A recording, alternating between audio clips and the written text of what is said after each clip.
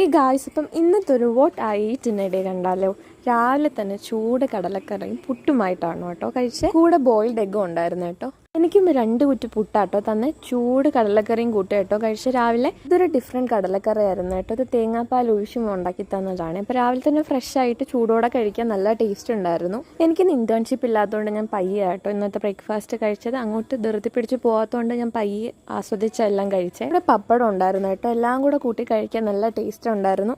പിന്നീട് ഞാനൊരു നാരങ്ങ വെള്ളം കുടിച്ചായിരുന്നു കേട്ടോ. ഉച്ചയ്ക്ക് നല്ല ചൂടോടെ ചോറും മീൻകറിയും പുളിശ്ശേരിയും തൈരും ഒക്കെ കൂട്ടിയാട്ടോ കഴിച്ചേ. കൂടെ നല്ല കപ്പയും ഉണ്ടായിരുന്നു, കൂടെ അച്ചാറും എല്ലാം കൂട്ടി നല്ല ടേസ്റ്റ് ഉണ്ടായിരുന്നു. വറുത്ത മീനും ഉണ്ടായിരുന്നു. ഞാൻ ഉച്ചയ്ക്ക് ചോറ് എടുത്തില്ലായിരുന്നു കേട്ടോ. കൂടെ കപ്പയാണ് കഴിച്ചത്. കപ്പയുടെ കൂടെ ചൂട് മീൻകറി ഒഴിച്ചാട്ടോ കഴിച്ചേ. ഞാൻ ഈ കറിയിലെ മീൻ കഴിക്കാറില്ല കേട്ടോ. കൂടെ ചാറ് മാത്രമേ കഴിക്കാറുള്ളൂ. കൂടെ തൈരും ഒഴിച്ചാൽ തൈര് ഞാനാട്ടോ ഉണ്ടാക്കി. എനിക്ക് ഈ കപ്പയുടെ കൂടെ തൈര് കഴിക്കാൻ ഭയങ്കര ഇഷ്ടമാണ്.